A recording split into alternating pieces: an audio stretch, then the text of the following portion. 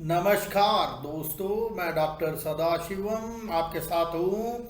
और पिछले महीने के कुछ इम्पोर्टेंट इवेंट्स हम डिस्कस करेंगे। आईएएस आईपीएस कॉम्पिटिशन्स को माइंड में रखते हुए डिस्कस करेंगे। भाई एक बहुत ही ज़रूरी चीज़ है, हमेशा ये क्वेश्चन कॉम्पिटिटिव एग्जाम्स में आता रहता है, एनवायरनमेंट। अभी इंडिया 195 नेशंस के साथ ज्वाइन करके ड्रॉट को फाइट करने में लगे हुए हैं। एक चीज़ ध्यान रखना, क्योंकि कुछ डाटा मैं आपको बताऊंगा, ये डाटा आप माइंड में रखिएगा, कहीं भी यूज हो सकता है। कहीं भी एनवायरनमेंट में ऐसे क्वेश्चंस हो, प्रीलिम्स क्वेश्चन हो, मेंस क्वेश्चन हो, हर जगह पे काम आएगा। डाटा याद रखना। इंडिया का टोटल ज्योग्राफिकल एरिया है approximately 328 million hectare. 328 million hectare है। भाई हेक्टेयर क्या चीज़ है, काफ़ी लोगों को एकड़ में बता देता हूँ। 2.5 एकड़ 1 हेक्टेयर है, ये ध्यान रखना। मोटा मोटा 2.48 है, मतलब 2.5 याद रखना। भाई उस पे ये कहा जाता है 100 मिलियन हेक्टेयर्स है, 100 मिलियन डिग्रेडेड लैंड है। तो इसका मतलब 1/3 तो बिल्कुल डिग्रेडेड लैंड है। तो गवर्नमेंट काफ़ी एक्शन ले रहा है। मैं इंडिया की बात कर रहा हूं, उस पे 36 मिलियन हेक्टेयर्स ऑफ लैंड को बिल्कुल रिस्टोर करना है। कब तक? 2030 तक। आने वाले 8 सालों में 100 मिलियन हेक्टेयर में से 26 मिलियन अप्रॉक्सीमेटली 1/4 को बिल्कुल प्रोडक्टिव बनाना है, रिस्टोर कराना है। चलिए जी, ये इंडिया है। अभी ग्लोबल में क्या हो रहा है? हम तो 25-26 मिलियन हेक्टेयर्स की बात कर रहे हैं, मगर ग्लोबल लेवल पे आप देखेंगे 1 बिलियन हेक्टेयर 2030, यही टाइम है। भाई किस लिए? कुछ डाटा अभी भी बता देता हूं, ध्यान से कर लीजिएगा। टोटल वर्ल्ड में जो 40% लैंड है डिग्रेडेबल। डिग्रेडेड लैंड का मतलब कोई काम का नहीं है, कोई फसल नहीं होती है, कुछ भी नहीं होती है, 40%। इस वजह से होता क्या है भाई, 50% of the total humanity, 8 billion लोग रहते हैं, उसमें 50% ऑफ द ह्यूमैनिटी, भाई पूरे 4 बिलियन लोग अफेक्ट होते हैं भाई इससे। और ये जो डिग्रेडेशन जो हो रहा है, लैंड पे ध्यान नहीं देते हैं, जो भू माता कहते हैं, जिनको भगवान के रूप में हम पूजा करते हैं, प्रार्थना करते हैं, उस पर बिल्कुल ग्लोबल का जीडीपी, पता कितना जीडीपी है ग्लोबल का? ग्लोबल का जीडीपी अप्रॉक्सीमेटली 88 ट्रिलियन डॉलर है भाई। उस पे ये डिग्रेडेशन 40 बिलियन को साफ कर देगा, 40 ट्रिलियन को साफ कर देगा भाई, ये कह रहे हैं।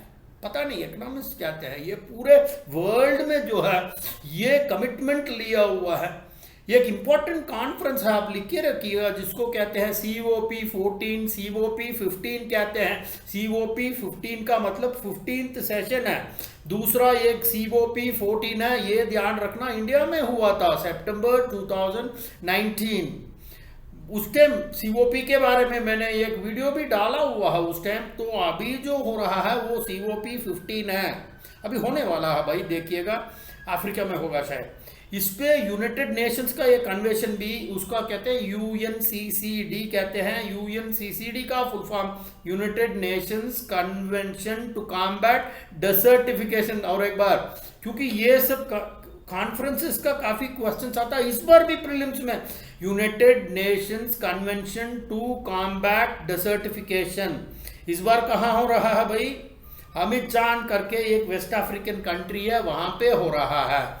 तो इस पे सिर्फ ये नहीं है, लैंड को तो करना ही करना है, डिग्रेडेड लैंड्स को ग्रेड पे ले आना है, इसमें कोई शक नहीं है। मगर उसके साथ साथ जेंडर इक्विटी है, विमेन को लैंड मैनेजमेंट में कैसे इन्वॉल्व किया जाए, ये सब की भी बात होगी। और total mobilization $2.5 billion mobilization funds की जरूरत है भाई। पैसा कहाँ से आएगा, कैसे आएगा, कौन फाइनेंस करेगा, रीपेमेंट टर्म्स क्या है? क्योंकि सप्लाई चेन्स को भी स्ट्रेंथन करना है, डिफॉरेस्टेशन को स्टॉप करना है, क्लाइमेटिक चेंज में ध्यान देना है, क्योंकि जब हमने वीट का प्रोडक्शन की वीडियो में ये सब चीज़ें मैंने एक्सप्लेन किया है।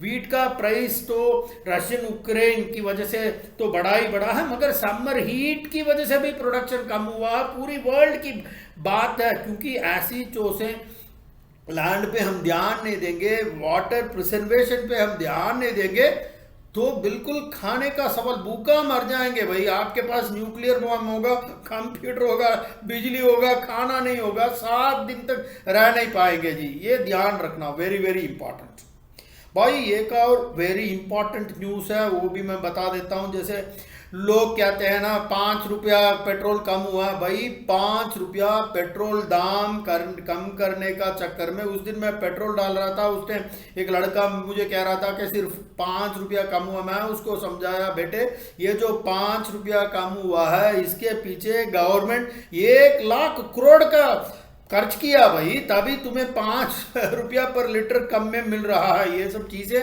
ध्यान रखना है। तो गवर्नमेंट ने कितने सैक्रिफाइस किया ये ध्यान रखना, क्योंकि जीएसटी रेवेन्यूज में तो काफी बढ़ोतरी हुई है। क्योंकि जब से ये जीएसटी इंप्लीमेंट हुआ है, जब से डिमोनेटाइजेशन इंप्लीमेंट हुआ 2017-2018 में, तो थोड़ी सी दिक्कतें हुई है, मगर आज की डेट में इतना कलेक्शन हो रहा है जीएसटी का, ब्लैक मनी खत्म होता जा रहा है। जीएसटी की कलेक्शन 1.5 लाख करोड़ हर महीने हो रहा है, और सेंटर स्टेट का भी जो जीएसटी का लेन देन है, सेस का पैसा, सब कुछ सेंट्रल गवर्नमेंट ने क्लियर कर दिया भाई। ये कोऑपरेटिव फेडरलिज्म में बहुत इंपॉर्टेंट है भाई। मेन बात, जो भी जीएसटी से कलेक्शन आ रहा है, डायरेक्ट टैक्सेस से कलेक्शन आ रहा है, वो सब जितना भी आया वो सब दूसरी तरीके से फिस्कल पॉलिसीज में चला गया है।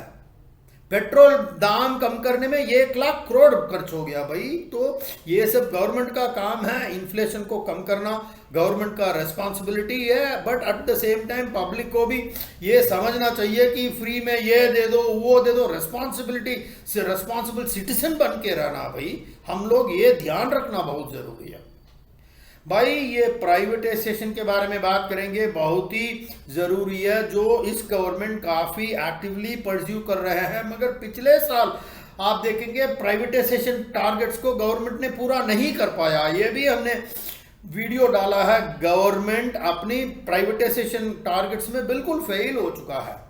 क्योंकि सबको जब भी प्राइवेटाइजेशन की बात होती है, पता नहीं लोगों को ऐसा क्या हो जाता है, सब लोग अपना धरना में बैठ जाते हैं भाई। गवर्नमेंट सिर्फ 3% को एम्प्लॉयमेंट दे सकता है। हर बंदा चाहता है कि गवर्नमेंट कंपनी में काम करूं। क्यों भाई, क्यों गवर्नमेंट कंपनी चाहिए, प्राइवेट में काम करो भाई, क्या दिक्कत है। हमने जिंदगी भर प्राइवेट किया, कंपनी में काम किया भाई, सभी को गवर्नमेंट चाहिए। मैं भी पब्लिक सेक्टर से ही शुरू किया हूं मेरा कैरियर मारुति उद्योग में, मगर मैं वो कंपनी छोड़ के मैं प्राइवेट कंपनी में गया हूं, निसान में। मुझे कोई दिक्कत नहीं थी, मैं पब्लिक सेक्टर अंडरटेकिंग छोड़ के मैं निसान में गया हूं। भाई बंदा अपने कैपेबिलिटीज में काम करना बहुत जरूरी है भाई। अपने कैपेबिलिटी स्किल को बढ़ाना है। क्या मतलब है प्राइवेट हो, पब्लिक हो, गवर्नमेंट हो, हम अपना काम उसी हिसाब से काम करते रहेंगे, नई नई स्किल्स लेंगे और ईमानदारी से काम करेंगे, आगे बढ़ते जाएंगे भाई। प्राइवेटाइजेशन में एक डिपार्टमेंट है Deepam, department of investment and public asset management, जिसको दीपम कहते हैं भाई। बहुत इंपॉर्टेंट क्वेश्चन है। अभी 2 कंपनी है जिसकी बात करेंगे, एक हिंदुस्तान जिंक है, दूसरा आईटीसी है। और हिंदुस्तान जिंक लिमिटेड में देखेंगे गवर्नमेंट का स्टेक है अप्रॉक्सीमेटली 30% है, आईटीसी में अप्रॉक्सीमेटली 8% है। हिंदुस्तान जिंक में वैल्यू टर्म्स में देखेंगे अप्रॉक्सीमेटली 37,000 करोड़ है, और आईटीसी में 27,000 करोड़ है। ये 2 कंपनी काम शुरू हो गया है जी, जिसको OFS ऑफर फॉर सेल भी शुरू हो जाएगा, और कैबिनेट का नोट भी निकल जाएगा मेरे ख्याल में, इस हफ्ते मेरे ख्याल में निकल ही जाएगा। आपको डिटेल्ड वीडियो में मैं आपको समझा दूंगा। और पिछले देखेंगे, पिछले साल जो भी प्राइवेटाइजेशन का टारगेट रखा पूरा नहीं कर पाया। काफी सारे कंपनीज है, पवन हंस है, उस पर भी कोई साउथ अफ्रीकन कंपनी है। ये NCLT जो भी कलकत्ता में है, उन्होंने प्रॉब्लम कर दिया है, तो वो भी रुक गया, चल रहा है। शिपिंग कॉर्पोरेशन ऑफ इंडिया है, IDB बैंक है, भारत पेट्रोलियम है, कंटेनर कॉर्पोरेशन है, कुछ नहीं। और LIC का तो हो गया भाई। LIC में थोड़ा बहुत हुआ है, पब्लिक में 20,000 करोड़ के आसपास आ गया है, पिछले महीने की बात है, तो अलग बात है। आज की डेट में LIC तो बिल्कुल 20% शेयर प्राइस में गिर गया। पहले तो कहते थे ना डिस्काउंट दे रहे हैं, ये कर रहे, जिंदगी के बाद भी, जिंदगी के साथ भी पूरा, जो भी बेचारे 10% डिस्काउंट के चक्कर में पॉलिसी लिया, आज 20-25% गिर गया भाई। चलो हर जगह चल रहा है, गवर्नमेंट को तो अपना पूरा पैसा मिल गया है, जो भी है पूरा खुशी की बात नहीं है। फिर भी गवर्नमेंट अपना प्राइवेटाइजेशन का अंजनी में पीछे हटना नहीं चाहिए, क्योंकि काफ़ी सारे फिजिकल एक्सपेंसेस है, जो मॉनिटाइजेशन पाइपलाइन है, ये सबको तैयार करना है, इंडिया आगे बढ़ना है भाई। ऐसे ही बैठे नहीं, ये बिजनेस जो है बिजनेस हाउसेस से रन कराइए। गवर्नमेंट का क्या काम है, कहीं ब्रेड बना रहे हैं, ये बना रहे हैं, कहीं स्कूटर, अरे कोई ज़रूरी नहीं है। प्राइवेट कंपनी टाटा, बिरला, अदानी, अंबानी, महिंद्रा, ये सब संभाल लेंगे, मारुति जैसे कंपनी संभाल लेंगे भाई। आप अपना गवर्नमेंट संभालना शुरू करो। प्राइवेटाइजेशन बहुत इंपॉर्टेंट है, ऐसे क्वेश्चन में आ सकता है, कहीं ऐसे क्वेश्चन में भी आ सकता है, बड़ा इंपॉर्टेंट टॉपिक है जी। तो इस साल हिंदुस्तान जिंक और ITC है, बाकी धीरे धीरे लाइन में लगेंगे, ऐसी बात नहीं है। Shipping Corporation, IDBI, Bharat Petroleum, Pawan Hans भी लाइन में आ जाएगा, चिंता मत करना भाई। एक बहुत ही ज़रूरी टॉपिक है जो इंटरनेशनल डिप्लोमेसी में बात कर रहे हैं। हर एक चीज़ में एक पे हाथ रखेंगे, उस पर 2 एडवांटेज है, 2 नुकसान भी है। इस सिलसिले में एक बहुत ही इंपॉर्टेंट फ्रेमवर्क है जिसको कहते हैं IPEF, Indo Pacific economic framework. पहले भी हमने इसके बारे में बात किए हैं, मैरीटाइम सिक्योरिटी ये सब है, उसके बारे में बात किए हैं। कुछ टाइम से ही चाइना जो है इनके manufacturing hub of the world हो गया है जी, और जितने भी सप्लाई चेन्स दुनिया लेवल पे सबको थ्रेटन करने का पोटेंशियल में आ गया है। ये ओपनली नहीं कह सकते हैं, बट कुछ हद तक आप इकोनॉमिक फ्रेमवर्क को देखेंगे, वो चाइना पे जो डिपेंडेंस वर्ल्ड कंट्रीज में धीरे धीरे कम करने में लगे हुए हैं। मगर ओपनली कोई नहीं कहेगा, मगर अंदर से ये जो भी बिटवीन द लाइंस देखेंगे तो इनिशिएटिव्स वही चीज को पॉइंट करता है। ये फ्रेमवर्क जो है उसको मैं बताऊंगा, मगर उससे पहले इंडिया का क्या पोजीशन है, हमें क्या लेना देना है दुनिया में क्या हो रहा है। हमें इसलिए हो रहा है क्योंकि चाइना हमारे साथ कैसे कैसे रिलेटेड है, उस पर कहाँ कहाँ हमारे नुक्स है, कहाँ कहाँ हमारे फायदा है, उसको हमें देखना है। प्रॉपर गवर्नेंस है भाई, देश भी चलना चाहिए। एक तो चाइना के साथ प्रॉब्लम है, एक पॉलिटिकल है, एक इकोनॉमिक है।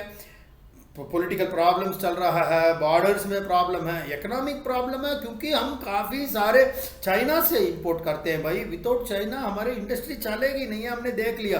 चाहे रैर मेटल्स हो, ऑटोमोटिव कंपोनेंट्स हो, कहीं एल्यूमिनियम हो, स्टील हो, चाइना के साथ डिपेंडेंस तो है ही है। आप कुछ भी बोलते रहिएगा, बिना चाइना हम आगे नहीं बढ़ सकते हैं। एटलीस्ट आज की डेट में मिलिट्री में तो प्रॉब्लम डेली, लद्दाख में प्रॉब्लम, पैंजांग लेक में प्रॉब्लम, कुछ ना कुछ तो डिस्कशन चल ही रहा है। मगर भाई कुछ तर्क हद तक पीस तो मेंटेन हो रहा है। इसमें IPF है, 4 इंपॉर्टेंट पिलर है। ट्रेड रेसिलियंस है, सेकंड है सप्लाई चेन, तीसरा क्लाइमेट इंफ्रास्ट्रक्चर है, फोर्थ है anti corruption and transparency. Countries जिसकी हम बात कर रहे हैं, साइन तो सबके लिए नेगोशिएशन के लिए आएंगे, मगर ये जो 4 है उसमें से एक पे मेंबर बनेंगे। जैसे ट्रेड रेसिलियंस है, क्लाइमेट है, जो करप्शन ट्रांसपेरेंसी, उस पे एक में वो मेंबर बन के इसके अंदर एक्टिवली पार्टिसिपेट करेंगे। और एक और चीज आपको देखना है, मेंबर बनना कोई बड़ी बात नहीं है, मगर काफी देशों के साथ कुछ ना कुछ चलता ही रहता है। जैसे आज की डेट में इंडिया UK के साथ अलग एग्रीमेंट है, इंडिया यूरोपियन यूनियन के साथ अलग चल रहा है। उसका भी मैंने डिटेल्ड वीडियो मैंने डॉक्टर सदाशिवम एकेडमी में डाला हुआ हूं। तो इस सिलसिले में दोबारा मैं बताता हूं, IPES, Indo Pacific economic framework में हमें देखना है कि नेगोशिएशन इतना ईजी नहीं है, काफ़ी सारे चीज़ माइंड में रखना ज़रूरी है दोस्तों। इंडिया एक तरह का टोटल वर्ल्ड सप्लाई चेन्स में तो वैल्यू एडिशन कर ही रहा, मगर कुछ चीज़ों में हमें देखना होता है। जैसे कुछ इंपॉर्टेंट मिनरल्स में चाइना के साथ डिपेंडेंस है। और जब भी क्लाइमेट चेंज की बात करेंगे बड़ा ट्रिकी टॉपिक है, क्योंकि जब भी ये बात होती है उस पर डीकार्बनाइजेशन की बात होती है और यूएस एकदम इंसिस्ट करेंगे कि शेयर्ड गोल्स पे आ जाओ। आजकल हम उस स्थिति में नहीं है, हम इतना स्ट्रांग नहीं है भाई, क्योंकि अपना और तरीके के 50,000 प्रॉब्लम है हमें अभी भी इमर्जिंग मार्केट है। देखिए ये एक प्लस पॉइंट आप देखेंगे क्लाइमेट की हिसाब से, ग्रीन इंफ्रास्ट्रक्चर बहुत बढ़िया तरीके से इंडिया हो रहा है, काफ़ी कंपनीज इन्वेस्ट कर रहे हैं, रिलायंस है, अदानी है।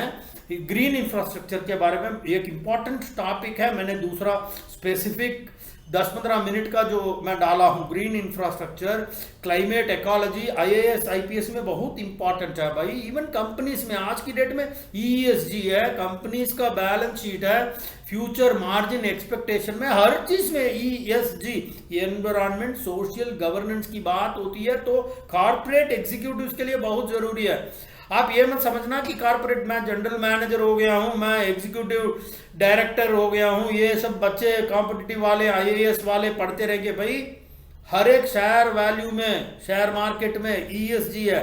फॉरेन इंस्टीट्यूशनल इन्वेस्टर आपके कंपनी का शेयर खरीद रहा है, फॉरेन पोर्टफोलियो इन्वेस्टर खरीद रहा, तो वो देखता है कि आपका कंपनी ESG में क्या कर रहे हैं, वो मॉनिटर करते हैं। कोई आपसे पूछ सकते हैं, जैसे आज की डेट में Hyundai जैसे कंपनी भी वाटर प्रिजर्वेशन में, पानी बचाने का चक्कर में लगे हुए हैं। और मेरा ही एक दोस्त है वहाँ हेड ऑफ आफ्टर सेल्स है सर्विस का, पुण्यवनम, वो भी बिना पानी गाड़ी का सर्विसिंग कर सकते हैं, वो भी अपना रिसर्च करके कर रहा है। एक साल में 10,000 के ऊपर जो है बिना पानी उसने वही क्वालिटी में उसने सब कुछ किया। इनिशिएटिव ले रहे हैं भाई, पानी बचाना है, साइकिल करना, हर चीज चलते रहना चाहिए, तो इसलिए बहुत जरूरी है। तो कॉर्पोरेट एग्जीक्यूटिव्स, ये सब दुनिया में क्या हो रहा है, क्लाइमेट कॉन्फ्रेंस में क्या डिस्कशन हो रही है, कार्बन ट्रेडिंग क्या होती है, ग्रीन कार्बन क्या है, ग्रीन एनर्जी क्या है, ब्लू कार्बन क्या है, तो इसलिए डेली बेसिस पे ये सब वीडियोस